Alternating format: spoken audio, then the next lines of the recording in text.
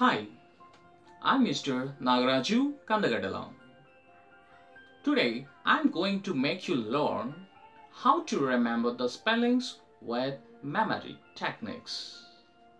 ఈరోజు నేను మెమరీ టెక్నిక్స్తో మీకు ఏ విధంగా గుర్తుపెట్టుకోవాలి స్పెల్లింగ్స్ అన్న విషయాన్ని ఎక్స్ప్లెయిన్ చేయబోతున్నాను. ఓకే, సో ఫస్ట్ చాలామంది మీరు అబ్జర్వ్ చేసినట్లయితే ఎంత మంచి స్టూడెంట్స్ అయినా కూడా స్పెల్లింగ్స్ రాంగ్ రాస్తూ ఉంటారండి. సో కాబట్టి దీన్ని యూజ్ చేసుకుంటే ప్రతి ఒక్కరికి చాలా useful. The first word is attendance.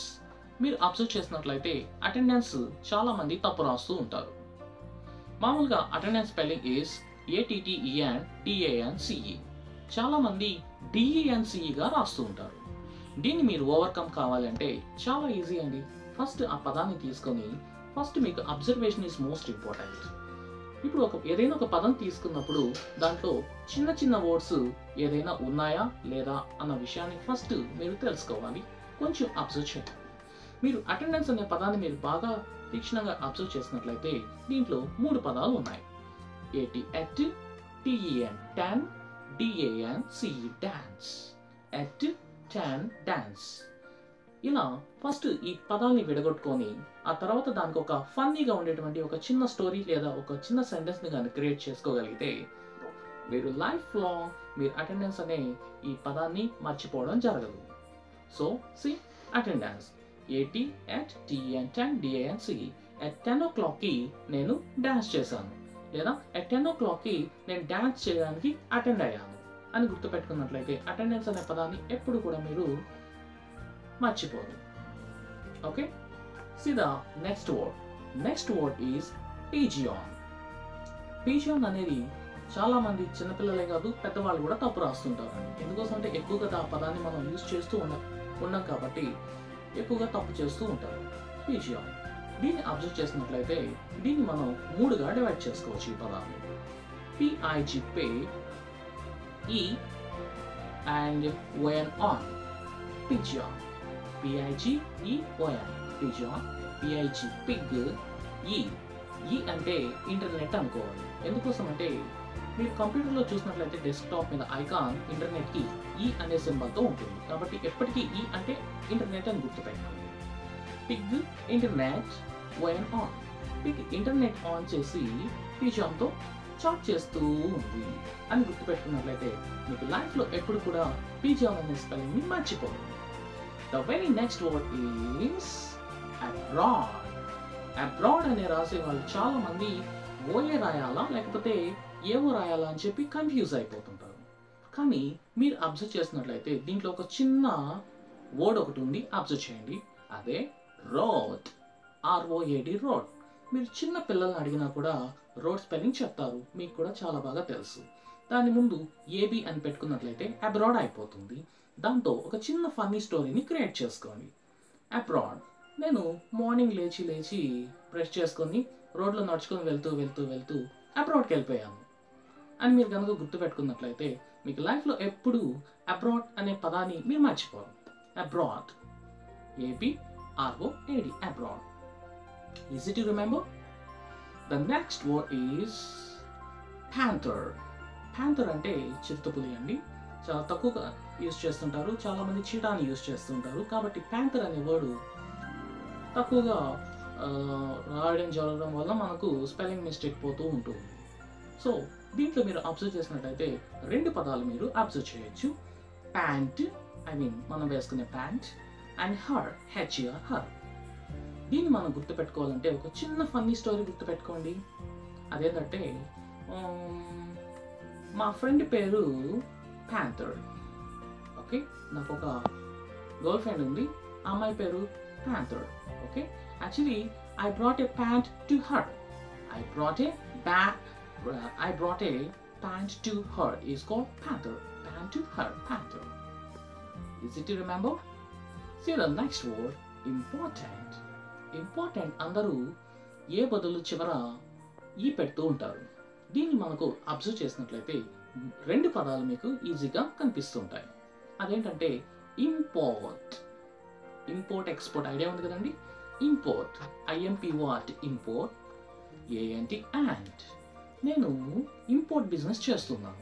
ఏమి ఇంపోర్ట్ చేస్తున్నానంటే యాంట్స్ని నేను ఇంపోర్ట్ చేస్తున్నాను అని మనం మీరు గుర్తుపెట్టుకున్నట్లయితే డైరెక్ట్ ఈజీగా మీరు ఇంపార్టెంట్ అనే పదాన్ని ఈజీగా గుర్తుపెట్టుకోవచ్చు. Easy to remember.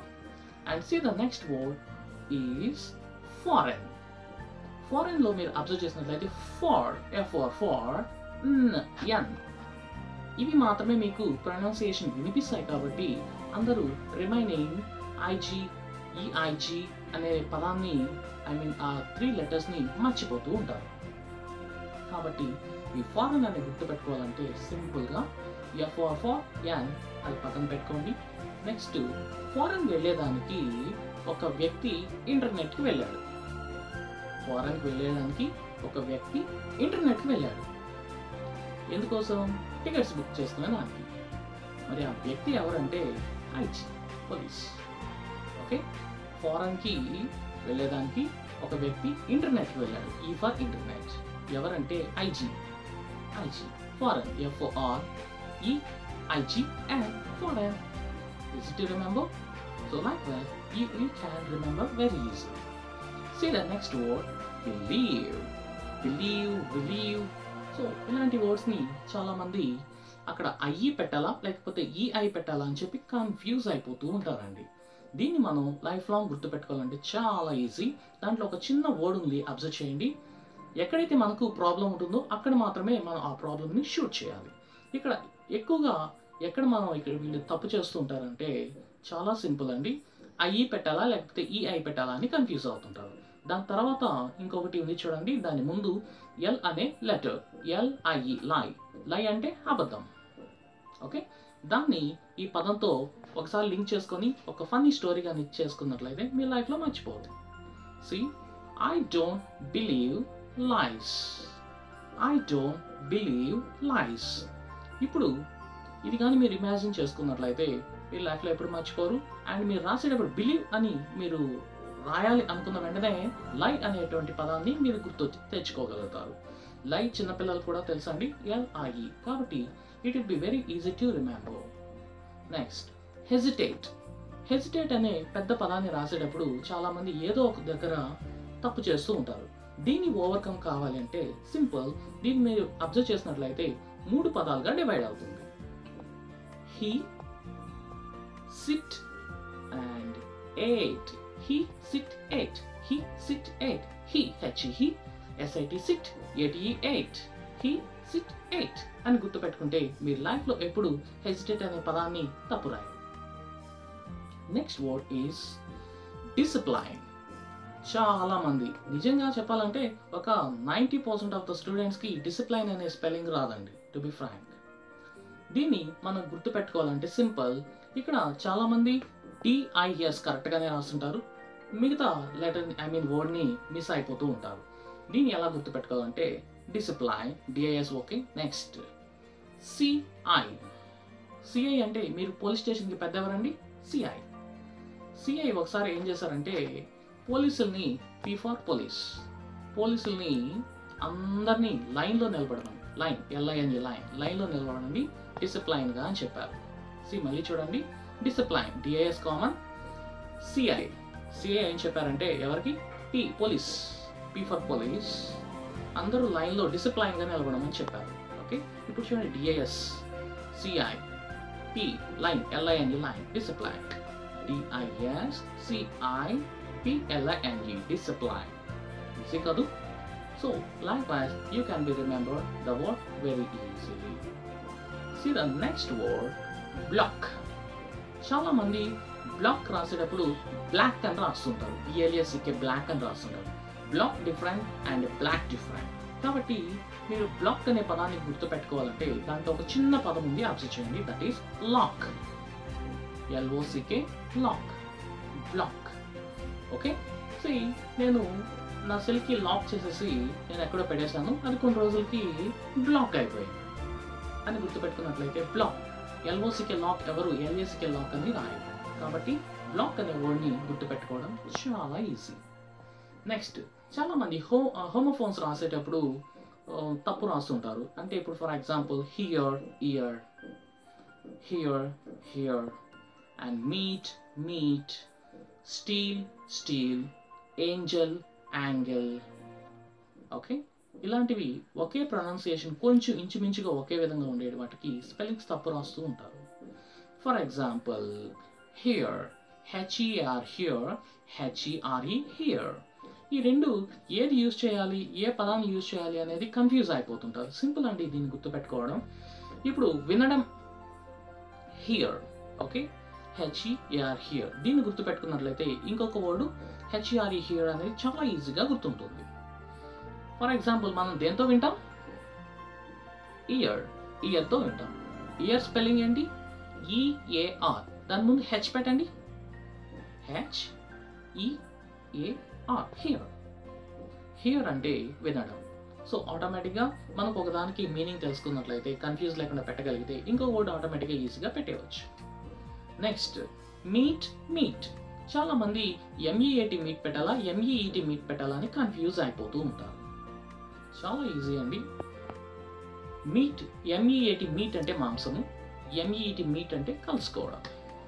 ఓకే, నేను ఎప్పుడు మీట్నే తింటాను, నేను ఎప్పుడు మీట్నే తింటాను. I eat meat only, I eat meat only. Okay, eat spelling ఏమంటే EAT, ఈట్. దాని ముందు M పెట్టండి, meet, MEAT meet. Okay, MEAT meet. Eat అన్నప్పుడు ఈట్ అంటే ఏం తింటారు? మాంసం. ఓకే, M ముందు పెట్టంటే MEAT మీట్ అంటే మాంసం. రిమైనింగ్ MEET మీట్ అంటే కలుసుకోవడం. Likewise, you can be remembered very easily the spelling MEET meat, MEAT meat. Next one is steel, steel. దీంట్లో కూడా మీరు అబ్జర్వ్ చేసినట్లయితే STEAL స్టీల్, STEEL స్టీల్. ఈ రెండు పదాలు కన్ఫ్యూజ్ అయిపోతారు చాలా మంది. మరి ఇప్పుడు స్టీల్ STEAL రాయాలా లేకపోతే STEEL రాయాలా అనేది కన్ఫ్యూజ్ అయిపోతుంటారు. చూడండి ఇక్కడ ఫస్ట్ వర్డ్ STEAL స్టీల్ అంటే దొంగిలించు. రిమైనింగ్ STEEL స్టీల్ అంటే ఉక్కు. ఓకే, స్టీల్ సామాన్ మీకు తెలుసు కదండి, లైక్ దాట్. ఓకే, మీరు ఇక్కడ అబ్జర్వ్ చేసినట్లయితే స్టీల్ STEAL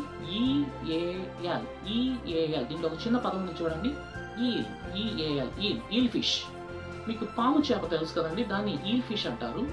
నేను మార్కెట్లోకి వెళ్ళి ఏం చేశానంటే ఒక ఈల్ ఫిష్ని దొంగిలించుకొని ఇంటికి వచ్చాను అన్న వెంటనే మీరు ఈసారి ఎప్పుడు మీరు ఆ వర్డ్ రాయాలన్నా కూడా స్టీల్ అని రాయాలంటే, దొంగిలించడం అని రాయాలంటే ఈల్ ఫిష్ మీకు మైండ్లో అలాగే పాములాగా పాకుతూ కనిపిస్తుంది.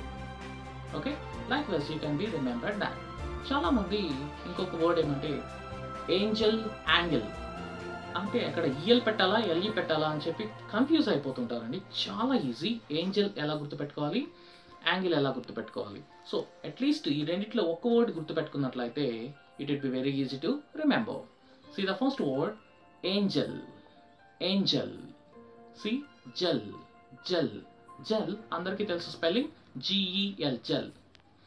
ఓకే, స్వర్గంలో ఏంజల్స్ అందరూ దేంతో స్నానం చేస్తారంటే జెల్తో స్నానం చేస్తూ ఉన్నారు.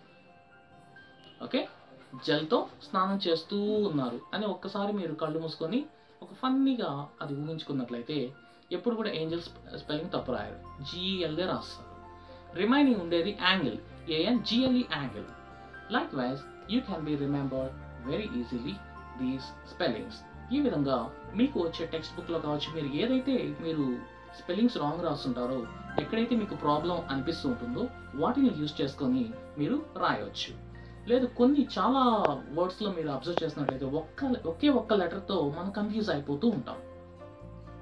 ఓకే, అలాంటి వాటిని ఏం చేయాలంటే అట్లీస్ట్ దాంట్లో ఉండేటువంటి ఒక్క లెటర్తో మనం ఒక పిక్చర్ని తీసుకొని దాన్ని మనం కనుక కలుపుకున్నట్లయితే స్టోరీలో మనకి ఈజీగా గుర్తుంటుంది. ఫర్ ఎగ్జాంపుల్ మీకు 90% మనకు ప్రాక్టీస్ అనే దాన్ని C యూజ్ చేస్తుంటాం, కొన్ని సందర్భాల్లో మాత్రమే మనకు S అనే దాన్ని ప్రాక్టీస్లో యూజ్ చేస్తుంటాం. PRACTIC practice. దీన్ని మీరు చాలామంది S రాస్తుంటారు. ఎందుకు రాస్తుంటారంటే ప్రాక్టీస్, C ఇక్కడ ఖా అనే సౌండ్ ప్రొడ్యూస్ చేస్తుంది, టీస్ సా అనే సౌండ్ ప్రొడ్యూస్ చేస్తుంది కాబట్టి చాలామంది S పెట్టేస్తుంటారు. ఓకే, కాబట్టి దీన్ని ఓవర్కమ్ కావాలంటే సింపుల్, లాస్ట్లో C అనే లెటర్ మీరు మర్చిపోతుంటారు, C for cat. C for cat అని గుర్తుపెట్టుకోండి. నేను రోజు మా ఇంట్లో ఒక క్యాట్ ఉంది, ఆ క్యాట్ తోక పట్టుకొని నేను రోజు స్విమ్మింగ్ ప్రాక్టీస్ చేస్తున్నాను అని గుర్తుపెట్టుకున్నట్లయితే మీకు చాలా ఈజీగా ప్రాక్టీస్ అనే పదం గుర్తొస్తుంది. ఈ విధంగా ఎక్కడైతే లెటర్ మీకు రాంగ్ పోతుందో ఆ లెటర్తో ఒక పిక్చర్ వర్డ్ని తీసుకొని మీరు కనుక ఆ వర్డ్ని స్టోరీతో కనుక లింక్ చేసుకున్నట్లయితే మీకు లైఫ్లో ఆ మీనింగ్ గుర్తుంటుంది. Okay, all the best.